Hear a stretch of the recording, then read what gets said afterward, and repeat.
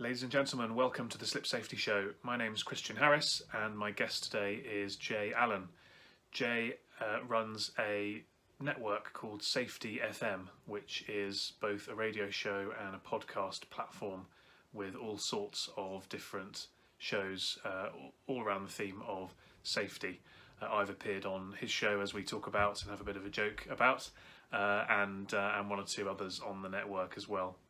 It's a really interesting conversation talking about his background and what has driven him to be involved in safety, but also thinking about podcasting as a way of spreading the message and how important it is to communicate safety well.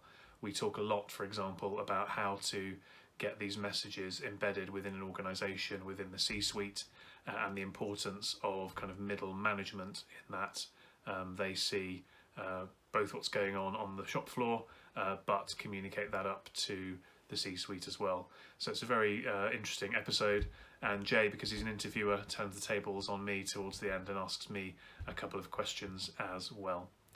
Hope you enjoy this one, and so with that, let's crack on and speak with Jay Allen from Safety FM.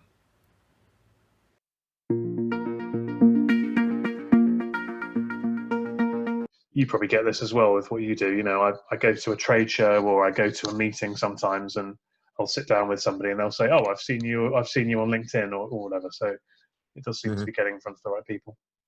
That's what I normally go. I'm sorry to whatever you listened to, and hopefully you enjoyed it. Now, and I'm always amazed. That's the thing that I have the hard time with, is because I always look at it as that I'm locked up inside of a room doing this, or I'm doing a video chat similar to this, and it's just me and you talking, or it's just me talking about myself, and all of a sudden I go somewhere and somebody can give me every finite detail of a conversation. It's kind of scary sometimes, but this is what we're doing.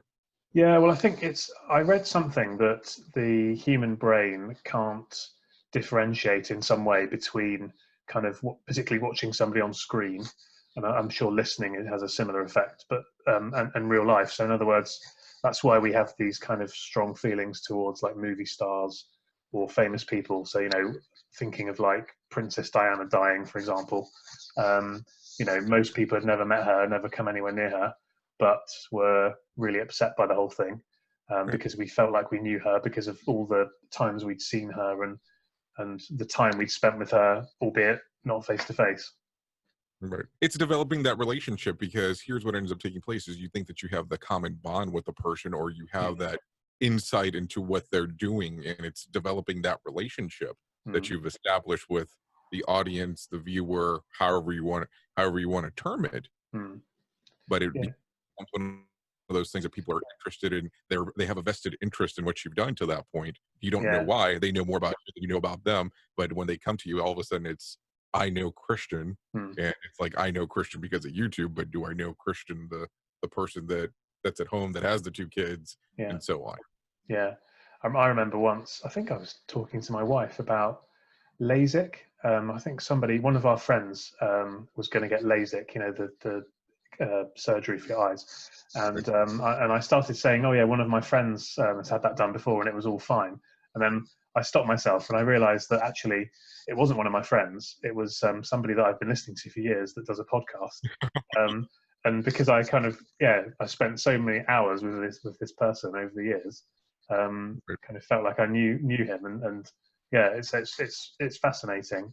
And I guess that's one of the interesting things about what you're doing with Safety FM in terms of, you know, getting the message out there in a different way than, you know, we've done in the past. And was that one of the things that drove you to set this up, trying to get the message out in a different way? Well, that was the goal. I've always kind of came to the realization that if you go down a certain path, you'll either start talking to someone and they'll all be aligned with what they believe. So let's say, for instance, you go somewhere where they talk about behavior-based safety, and everybody will be behavior-based safety. What I wanted to do with Safety FM was take a different approach, opposed to it just being all the same thing. So if you go throughout our different shows, not every show coincides with each other in regards of what their formality of what they believe in safety. But I also thought that they were very heavily personality driven, meaning that the person behind it was a person of interest that you might want to know something about. Now, we have a gentleman that's on there that he is a subject matter expert with interacting with people inside of the C-suite and how he can tie safety into it. So I Mhm. thought that was a different approach to someone like Sam Goodman, who he considers himself a nerd because he studies so much about human and organizational performance, Yeah. which has a little kind of sarcasm to it and a little bit of twine. Then we have people that are like industry leaders like Todd Conklin that are on there, that he gives you the breakdown, but he's also giving you, you know, the approach of maybe on how some people might not think about this subject. Mm. So it was just trying to do differentiation between all the different ones, but also at the same time have that interaction with the quote unquote host or the person behind the microphone. Yeah. Yeah. I've just realised we've started talking, and I haven't asked you to introduce yourself or anything. So Oh, just that's the great thing about editing. You can always edit back, or you can just do it however. I mean, the way that I look at it is I don't do a proper introduction ever. I'm terrible at it because I yeah, can sit here and give you my credentials. That's not what makes me who I am. I'm just Jay or Jay Allen, however you want to look at it.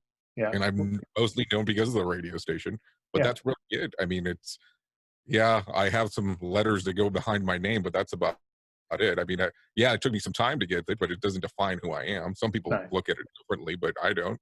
yeah. No, I think you're right. I mean, I think there are lots of people with letters behind their name that don't have much interesting to say. Not just in this field, in all sorts of fields. So that definitely isn't the case for you. You've got plenty of interesting things to say, which I know from experience. But tell us a bit, because I don't know this. So tell us a bit about your background before you got involved in setting up Safety FM. Well, I was actually what ended up taking place. I was really in love with the world of transportation, so I Mhm. had really been heavily involved in the transportation industry.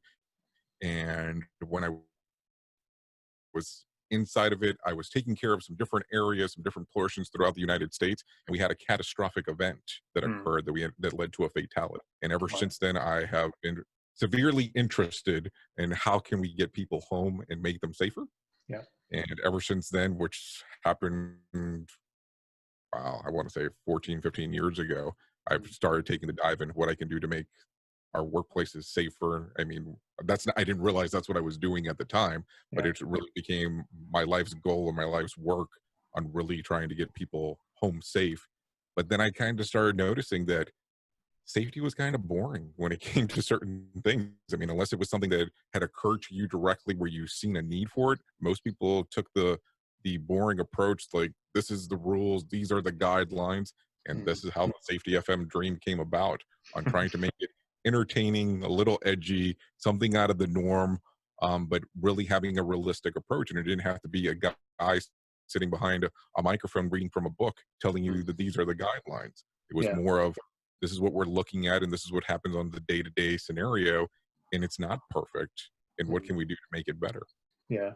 So you weren't in safety before that event then, or and that inspired you, or Now I was actually working for a pretty large electronic retailer here in the US, and all I cared about was operations, bottom line, and how we could get our product from our stores, distribution centers to the customer's home. yeah, That was the goal, that was the important thing to me. And yeah, ever since that changed a lot. I had the love for radio for a long period of time, but yeah, then I realized when I was much younger that it did not pay great starting off. So I was like, kind of hesitant about it. But I did radio for a period of time. But I fell in love with the transportation industry, and I noticed at the time that it paid more money. And I said, hey, this is what I'm gonna deal with. Still love the radio. Did it part time, off and yeah. on, for several different years, but it wasn't something that stuck permanently. And it's just interesting how it came full circle Mm. many moons later. I mean, I still stayed involved with the industry, trying to see what the different trends and things were, but it's interesting on how many years later it came back. Yeah, yeah. But I think I mean, it's useful to have that kind of more commercial background and grounding as well, because that means you understand what the business leaders' kind of objections are going to be to any or changes, but also what their goals and aspirations are. So you can kind of look at it from both sides, and then try to get that safety message, risk management message across in the right way that's going to resonate with them. So I think having that, not coming from a traditional safety background, I think is probably quite helpful. I mean, I don't have a safety background. I was a business consultant, so again, it's more commercial, and I think that's helpful because you can sort of see things maybe a bit more holistically and broadly. Well, I think that that's sometimes some of the things that have have worked out for me is able to speak the lingo of the people inside of the C-suite. The Mm. problem that I have noticed a lot is that sometimes when you get somebody who comes from a safety background, they'll come in and they'll get into the C-suite and they want to start using the safety lingo or the the regulations and the numbers, and this is not something that normally somebody inside of a C-suite will care too much about, and to them it's like speaking a foreign language, so Yeah. they normally won't stick around. They normally want to know about finances, they want to know about the return on investment exactly on when you're having the conversation with them, and they want, most of the times what I've realized too is that they want you to have worked your way into the C-suite. They don't want you just to be able to walk in because you are a quote unquote safety expert, because they had to work their way into getting into that room. So Yeah. why should they just allow you to open the door and walk in? Yeah. Yeah. No, that's very true actually. Yeah, very true. And it's a different skill to communicate and influence those people than it is people lower down in the organization, for want of a better term.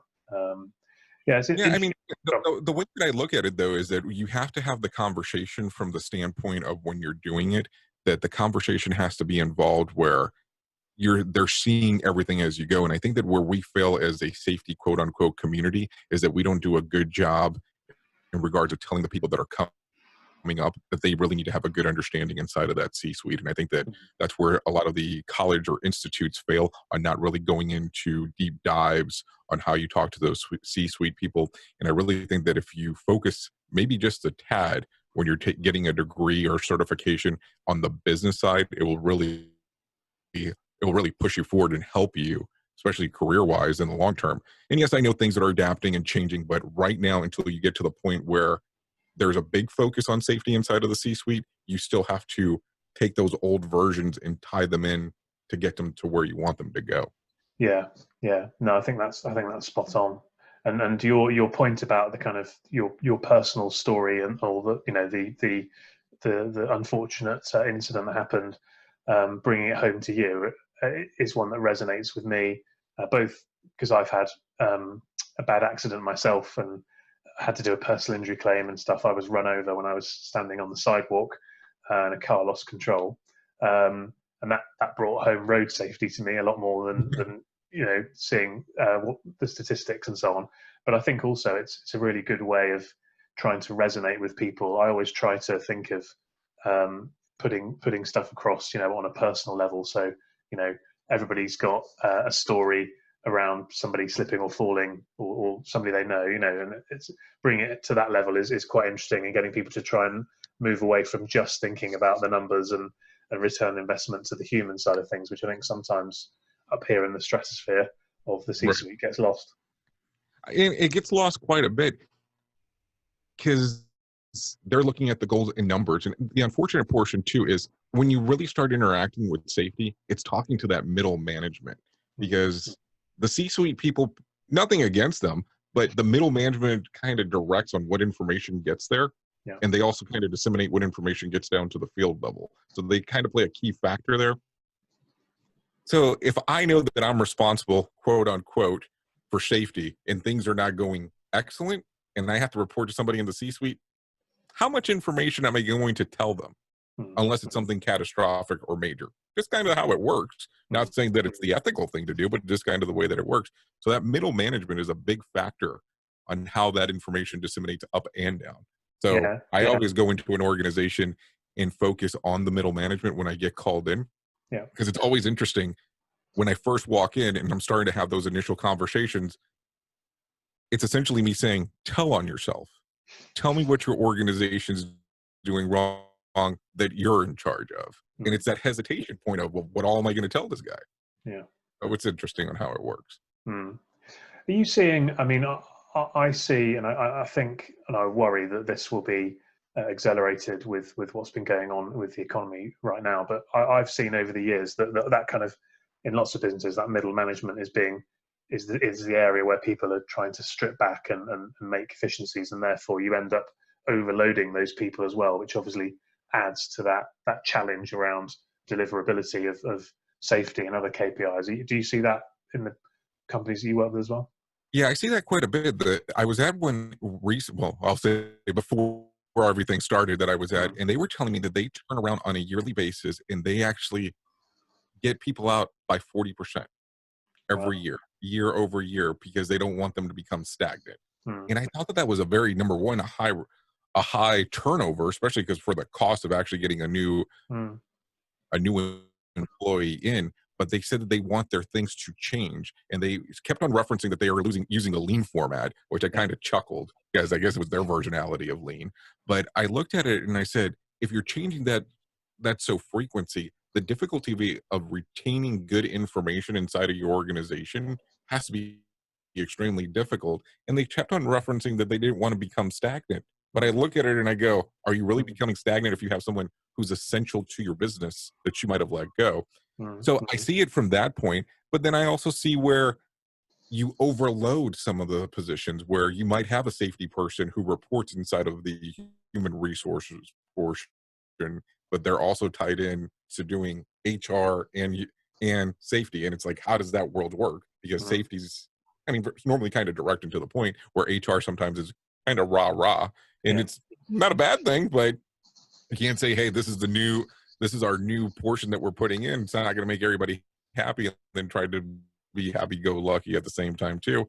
Or I'll go into an organization where the safety department reports into operations, which becomes very difficult for that to work out. Where I've seen some of the better organizations be able to pull it off is it actually goes directly into the finance department, because it does Mm, have a financial, you know, portion that ties into your organization. yeah. Yeah, I'd agree with that. And I think one of the things I always try to get uh, customers or prospects to do is to try and take a step back and look at things financially from the perspective of, budgets in different areas, and actually your financial director or CFO, they're probably the only person that can see, the total costs for everything. So, examples we would see in our field would be, they're building a new supermarket, so the construction team want to build it as cheaply and as quickly as possible, and therefore they might try and reduce the spec of a floor finish to get it a bit cheaper, as long as it looks about the Right. same. And then the cleaning and FM division then has to try and maintain it. And again, they're going to try and, because they've got their own P&L, they're going to try and shave off a bit here and there. And then you've got the people dealing with the insurance claims and accidents and risk, and they're seeing a spike in accidents and claims from this store because of those two other things. And actually, if you invested the correct amount in the construction and the management, you'd massively reduce the risk and claims, and actually overall the company would do better. But it's hard to see that when you're in the kind of silos of ops or whatever it might be. Absolutely. And not picking on the ops people. Please understand that No, I no. mean, they're great. They're the ones that influence our business and move it forward. So nothing against them, but it's just difficult for when safety actually ties into it. But then again, going back to having the conversation of really doing the tie-in to be able to speak to the C-suite, when you actually start reporting directly into the finance department, you really have to know your business lingo there, because they want the true black and white of, if we invest in this program, if we make this change, how is that going to work going forward? And if you can't speak the language, you're not going to do too well there. Yeah, yeah. No, it's absolutely true, absolutely true. So in terms of the network, then the or the website or whatever the best Mhm. word is, how's that all going for you? Well, it goes extremely well. We have several thousand listeners that come out on pretty much per episode. We have quite a few listeners that come on to the radio station as well. What becomes a little bit confusing was when we first started off, the show that I was originally on was titled Safety FM. So Hmm. it became a little bit of market confusion, because it's Safety FM is a radio station or a podcast. So I had to do the separation of the two. So it took me about 100 episodes before I could actually decide to make the separation. So we decided to break off my show into the Jay Allen Show, and Yeah, then made yeah. Safety FM, the podcast network, and the radio station all as a standalone. So right now we probably host somewhere around 11 to 12 different radio shows per se, and they're all different, and Hmm. they run 24/7. So there's something constantly on the network. We're available via app on your iPhone, on your Android device. We're also even available as an Alexa skill. And we have listeners from around the world, which is kind of interesting, because I always go, I don't see how some of it translates. I see a lot of people that come out of New Zealand, Hmm. Australia, and of course the US. And every once in a while, I'll see somebody peg on there from Russia, which I was like, I know this does not translate over, but hey, whatever. Yeah. But it does work. And we do some shows that are live. I mean, we do rebroadcast some podcasts, but we do shows that are live as well. And we've recently have started playing with the video cast portion, which I'm not in love with, but this is where technology is leading us, and this is what people want to see. And it's kind of interesting because with some of the shows, we get to interact directly with the listener or the actual or the person that's viewing, where they'll pop stuff on the screen and the show might take a different direction because of that. It makes it interesting for the radio listener as well, because if you're not watching on the screen, you don't know what's happened. So we have to give a verbal confirmation of, okay, this is what's occurring now we're changing and going this different direction. Yeah, that's interesting, isn't it? Having to keep those different hats on and remember that it's coming across the different formats. I mean, then it drops into a podcast right after that, so it's like boom, boom, boom. So it's interesting on how it works. Yeah, no, it's good. I think video obviously is the richest form of media, clearly, and also I think given everything that's going on within the world and the fact that we're all we'd all love to be shareholders of Zoom right now. Let's put it that way. I think that's only going to continue, isn't it? So plus, I guess it helps. It's good to have video, little snippets and clips you can use for promotions and various other things as well. Right. So I think there's various benefits to that. Well, the interesting part that we've seen come out of the whole thing is that with the Zoom technology and doing everything via web, on how many new platforms are coming out in regards of changing and some of the things that you could add on. For years we've been using an actual a service where we can connect to somebody via computer where it would sound like very clear quality. They've only been involved in the world of audio. They have recently announced that they're doing a video format. We have seen now people like Google turn their Google Hangouts to Google Meets, which you can see closed captioning right there in real time. The other portion that we're seeing a lot of people interested in is with our podcast in particular, is they want transcripts of what our podcasts are. And not something that I ever really thought that would be important, but that's something that we see a lot of hits on our website based on the transcripts. We use a bot for the transcripts, which I kind of laugh at because it's not perfect. Yeah. But a lot of people still access it.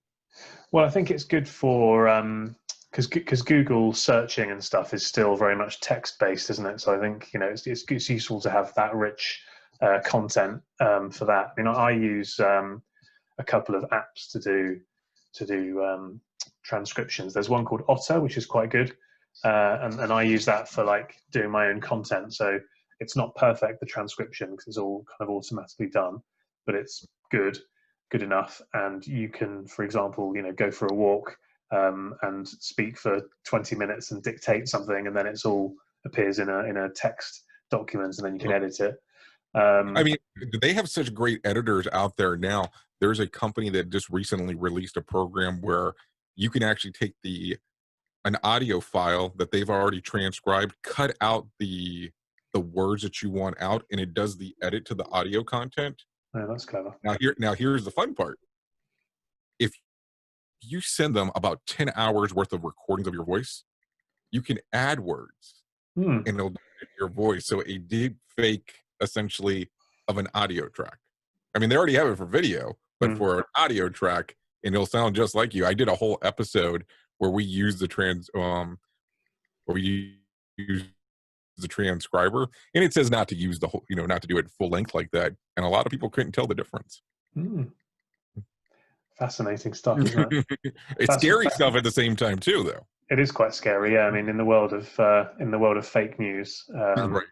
Oh yes, in the world of fake news for sure.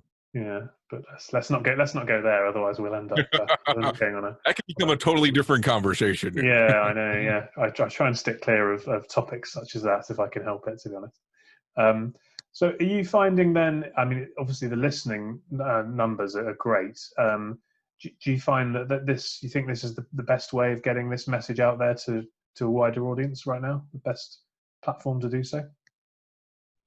It's I think right now, based on our technology, yes, this will probably be one of the better formats to do it in, because the great thing about it with podcasts is you determine when you want to listen. You determine if you want it on demand. The radio station aspect, we decided to do it because we wanted something consistent. So let's say, for instance, you have an employee inside of your organization that you want to get to something. Well, you kind of already know what time it might come out, or you might leave something playing. That was the thought process behind that. But when it comes to podcasts, I think that podcast will continue to grow. And with there's a pretty big podcast host here by the name of Joe Rogan, Yeah. who has recently signed an exclusive deal with Spotify.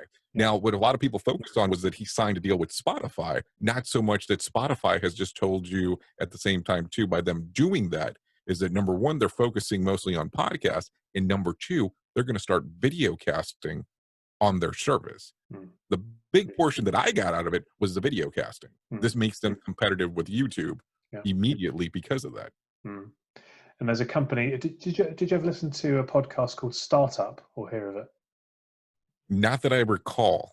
So, doesn't mean I didn't hear, because I used to have this habit that I would just start going through different sections and just start listening to random stuff just to see what I would see that's out there compared to other people. Okay, well it was basically a guy he was a producer on a show called This American Life, and he decided he wanted to set up a podcasting business, and he did like an autobiographical podcast called Startup, which was basically him going through this journey and recording what was happening in his own internal thoughts, but also like conversations with his wife and with his potential business partners and with investors and so on and so forth, and kind of chronicling the journey, which is really interesting. And I can't think, Gimlet Media was the business that they set up, and they ended up selling, I think, recently for some astronomical amount of money, having built up and curated a podcasting business. So yeah, it's definitely seen huge growth and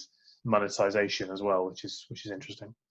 Well, it's funny that you mentioned This American Life, because I used to actually work at a radio station. That show was very big on the PBS, or the public broadcast systems here. So I remember when I was growing into the business, doing board work for that show many moons ago, long time ago. So yeah, there you go. Yeah, I've never listened to that, to be fair, but I hear it's a big thing. But it is. Yeah, I hear it's a pretty big thing. And this guy, Alex Blumberg's his name. I'm sure he's done pretty well for himself. So well done for him. Well, like I always tell people, it's always interesting about what the journey that you want to do. And so we can use that one as an example for him wanting to start a podcast network. There's a podcast audience for everything. If you can fathom it, there's somebody else who's interested in it. Yeah. You don't have to be the first one to do it. You can do your journey and let other people in. Let people know exactly what you're doing. Some of the best podcasts that I've heard have been people recording with a phone. Recording with something that you wouldn't expect to be the norm. It's not big stage equipment. It's just doing it because it's something that's passionate to them. It's something that drives them, and they want to move forward, and they want other people to know about it. And I think some of the better podcasts actually come out of that.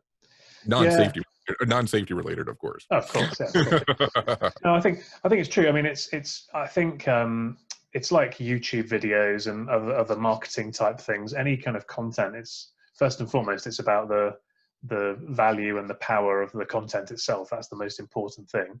Of course, if you're doing a podcast or a YouTube video and your microphone isn't working and nobody can hear you, that's a problem, because you need to be able to get the message across. But I think people are willing to accept lesser production values in exchange for better content, and that's an interesting trend, because you probably would have thought, if you'd asked people 10 years ago that this is going to be the situation and everybody's doing these videos and blah, blah, blah, everybody would probably have thought it'd all be about the production values. Well, it's funny that you say that, because here's what I always tell people. If you kind of think about it before, if you remember when the old TVs had the knobs opposed to having the remote control, you remember trying to watch channels and the picture would be all jumbled, but if the sound was okay, you would stick around. Yeah. But if it was the other way around, where the sound was jumbled and the picture was okay, you wouldn't stick with it. So I always tell people, regardless of what you're doing, the sound quality needs to be some of the most important portions, because people will stick around. If you have a picture that's distorted, they'll be okay with it for the most part. But the moment your sound gets distorted, most people won't listen, especially if they have headphones on. Yeah, it's interesting. And I think most people probably will take more in as well from listening. than reading stuff or whatever. I think particularly with attention spans, it's quite hard to sit down and read stuff on a screen at the best of times. So I think that's one of the beauties of podcasting, isn't it? That it's audio. You can be doing other things. Like I listen to loads of podcasts, and it's normally when I'm walking between meetings, or if I'm driving the car and I put it through the radio and stuff, and it gives you that flexibility. But I think you take it in. I find I take podcast stuff in very well anyway. Right. And that's the thing. A lot of people will go to a podcast and they'll stick with it because here's the great portion. You're controlling it. It's kind of like the way that you can do with TiVo with the DVRs, where you can actually come in, turn it off, turn it on, and you decide on when you want it to play. And that's the great part about it. And it becomes that thing that's personal to you. It's I see that the show dropped on Tuesday at 3:00 in the morning, whatever it is, and you know that it's always going to be there. And it's the consistency of the podcaster and then the consistency of the listener. Yeah. And you can agree and disagree with the podcast that you're listening to. I mean, if they give you too many things that you disagree with, you're not going to stick around. At least most listeners don't. But it's one of those things where it's personal to you and you make the time available for you. You could be in the gym, you can be in the car, not so much in the car nowadays, but you could be in the gym, you could be doing whatever you need to be doing just to get it accomplished. Yeah. Yeah, no, it's good. So where's this all going then? Where's Safety FM going to be in 2 years' time? Well, it's a great question because the things that have come about it that have changed was there's a lot of things that I didn't expect to come about. We've now got into the world of audiobook producing, which I didn't expect. So we have a lot of authors that come to us inside of the safety space that we're actually producing their audiobooks. So we've been doing quite a bit of that lately. And for some reason, our listeners keep on asking for us to put on a safety event with our host. Okay. And that was pre-COVID-19, so we'll see how that goes. So that's been some conversations in the background. I think this is the first time that I've mentioned it on a public platform about potentially doing something along those lines. I think it would be pretty interesting to do, but we just need to, number one, figure out what the new standards are going to be able to do something along those lines, and what would be the public interest. I mean, of course, the listeners will always be the listeners, and they'll want certain things, but will this be something broad market? And if it's something that's popular, we might have some conversations on doing some different aspects. Because at the end of the day, we're all safety professionals that are mostly on the station, and we want to be able to bring something that's important to you as the listener, not so much just here's another show. And that's been the other fun part. We've been able to do some road shows where we'll actually go out and set up an event where we're doing a remote or a broadcast on location from a safety conference, which I always find interesting because there are some pretty interesting people always show up and want to jump on and talk. It's fun. It's fun because I'm amazed. Like, we went to one right before COVID-19 hit that was out in North Dakota, and the amount of people that showed up to the booth just to sit around and talk about what was going on in the different shows, I was like, what's going on? But it's fun. Well, again, that's going back to one of the things we started with, is that people feel like they'll know you and relate to you, and it's know, like, and trust, isn't it? It's the fundamental stuff about building relationships. Right. So I think that is something that's really, really very, very powerful to see. Well, we'll have to do a UK event. We can get James, who you had on your show, and we can get him involved, and I'm sure there's plenty of others. Well, we could do a road show. We could travel from spot to spot. I know that Todd's done that on a couple of occasions down in Australia and New Zealand area. So it'd be fun to do something along those lines. I always love meeting new people and just seeing their personality and being able to interview them just to have the different conversations. Yeah. Australia and New Zealand, I mean, they seem to have cottoned onto this whole podcasting thing a lot quicker than other places. There's a lot of good stuff that comes out from that region. I will tell you, there's quite a few podcasts that come out of there, and there's a lot of people that like the stuff that we're putting on Safety FM. I will tell you, someone like Todd and someone like Sam Goodman, we get a lot of listeners from New Zealand because they're very heavy HOP referenced, or human and organizational performance. People are not familiar with the term, and there's a lot of movement that's coming out of New Zealand and Australia with that. Yeah, which is, it's interesting, isn't it? 'Cause, I mean, Australia is a massive place, but in terms of population size, both Australia and New Zealand fairly small as the world turns. But lots of interesting business and safety and media stuff coming out of there. So good for them.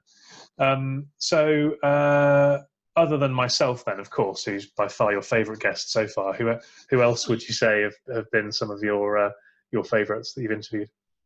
You know that's almost like asking who's my favorite child. That's a very difficult thing to say. Well, who is your favorite child? Oh no, I can't say that either. One of the kids might get rid of me. Now, I always think that each interview has something interesting. Now, there's been some interviews that have not been the greatest. Let's just be realistic. But I think that everything brings something different to the table. And I have tried to avoid only interviewing safety professionals because I think that there's people that are from other industries that they can bring things to the table that we just don't expect. And I think that if you just go with a safety professional, quote unquote, it kind of pigeonholes what the show will end up being. And I think that when you get different perspectives and wider perspectives, it can make it pretty interesting. Now, I will tell you, when somebody comes on and tries to just sell whatever the product is, I don't really have a hard time with those because then it just becomes like we're doing an infomercial. So I try to avoid those like the plague if all possible. But yes, you already know this. You were the best one that we've ever had. I knew it. And you're the best one I've ever had too. And my answer to my favourite child really depends on the day. So some days it'll be Nate, and some days it'll be Seb. I mean, I can sit here and go, well, I can say that it was the hosts that I've interviewed that are on the station now that weren't when they first started. You know, there's so many different ways you can go with that. It's kind of a difficult question. Yeah, no, of course. Yeah, it was a slightly facetious question, to be fair. But I found doing these interviews, I found it really beneficial personally as well, because I just think it just gets you to think. You know, you're having these in-depth conversations with people that really know about their topics, and actually you're getting a lot of insights that you otherwise wouldn't have had, because obviously the conversation that this conversation that we've had, I've never had this conversation with anyone else before, and neither have you, because it's the totally unique thing. So you're just learning all the time, and I think that's what it's all about, isn't it? Right, and it will be there always. So you want to make sure that you're on your P's and Q's as you're giving those answers. It's always interesting because most of the times that I go on to an interview, most people end up telling me that I end up interviewing them. So I have been trying to push as of late to really hold back and not to try to take control of it, because that's what I'm accustomed to. I'm accustomed to actually doing the interview myself. So I've been trying to work on it quite a bit. Well, you've done a good job today. Don't worry. You've definitely not been grilling me. It's been a good conversation. So no, I appreciate that. So other than obviously subscribing and following you guys on Safety FM, what else? What else are you up to? Away from that, and are there any things that you could be helping the audience with, or how would they be best to get in touch with you about any of these things? Well, like I always tell people, the best thing to do is our website normally has all of our information on there. It has all the hosts too, so that's the easiest way to contact us, or LinkedIn, of course, because that seems to be the popular format. And the other portion that I always tell people, because there's always some confusion, Safety FM is a free service across the world. We have apps and all that, but everything's free. We have everything open source. So it's not like it's a subscription-based model. Nope. We put out new stuff, new content, and we just want the audience to be able to listen to what's going on in the world of safety. And that's been the model since day one. And I plan to keep it that way and for as long as possible. And I don't plan on charging for anything because there's no reason to, because it's open content and it's really just to be able to share on what's going on in the world of safety. Yeah, I think that's got to be the way to go. I mean, I think, 10 years ago, 15 years ago, information and content had a value. I mean, content still has a value, but I think information was kind of prized, and people would jealously guard their IP and things like that. Whereas I think nowadays you just have to, freely share your best ideas and your best thinking, and get it out there for the world. And off the back of that, there's other things that people can help with, consulting or whatever it might be. Then that's great. But I think spreading the message is the main thing, getting it out to as many people as we can. But what I've noticed quite a bit too is that most of the times what people are looking for is for you to actually already have everything kind of sourced together, and they're looking for some kind of direction on how to use it. So that's normally relatively easy if you start looking online. Where I get frustrated is that we have hosts that will go out and do speeches, including myself, and then they'll have an organization take that speech that we might do in public and then put it behind a paywall. Where I go, really? I mean, it's something that's kind of open, you can find anywhere, but you'll take portions of it and put it behind a paywall, which doesn't make sense to me because that's not what we're trying to do from our standpoint. But at the end of the day, they're the ones that normally hire us for the speech, so it essentially becomes their content. Yeah, if they're paying the bills, then you've got to respect their ability to do that. If that's, I suppose, what they want to do. But so, just search a little bit more, and you normally can find it. Yeah, well, there's always a way, there's always a workaround, isn't there, to all of these things most of the time, anyway. Most of the time. Absolutely. So where are you? So I have to ask the question, at least one question before. What's the plan with the show? What are you planning on doing next with this? Where do you want it to see it go from here? Well, it's going to, if I can get good at this presenting malarkey, I might end up on Safety FM. You never know. You never know. I always tell people, you never know. Exactly. No, I suppose I'm doing this for a few reasons. I think that I've got a really interesting network of people that can bring some interesting conversations to the table, and with what I do, that spans obviously safety, but commercial stuff and cleaning and insurance, and so I think there's some quite interesting content there for people to get to know about. And I think for me, it's just about, as I say, spreading the word and trying to spread the message about the benefits of safer, cleaner, more hygienic buildings and a better world to live in, and trying to evangelize that, really. So that's my main goal. And as we were talking about before we started the proper interview, it's not the numbers necessarily. It's getting a few people for me is good if they're the right people, and if that helps to spread the message and raise awareness. So now the question becomes: are we ever going to get a gambling episode? Well, we could do that. Yeah, I'm wondering. It's part of your background. People, it is part of my background. Yeah, and I do want to know. Yeah, I do have a network of people. Well, it's interesting because it's all about risk management, isn't it? It's playing the odds and looking at the situation and dynamic risk assessment. Do I bluff here or do I fold? I think you have a perfect book out of it. You could tie such a great book between risk management and gambling. I'm being realistic. I think that if you were to structure that thing, you would do extremely well with it. Yeah, I've been thinking about doing a book, actually. I guess my instinct was to do one about slips and falls, obviously, but it might be interesting to take a slightly different angle on it. I mean, maybe start off with that one, then do the slip, trips, and fall next. Just an idea. No, it's good. Well, I know somebody that can do an audiobook for me now as well, so it's perfect. Absolutely. Good stuff. Well, Jay, thanks very much for your time.